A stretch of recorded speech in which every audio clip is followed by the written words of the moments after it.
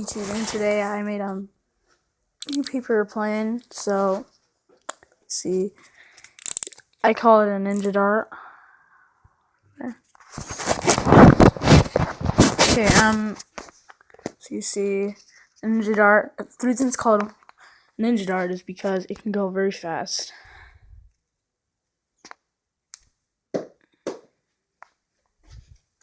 Kind of like spins around in circles.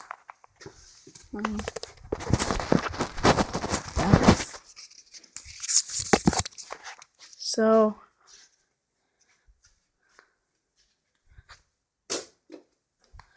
kind of like spins in circles, and it goes very fast, very pointy.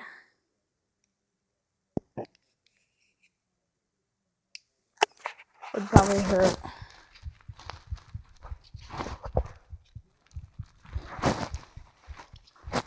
A little bit. So, here's like just another test. I'll do one more. I got behind. There we go.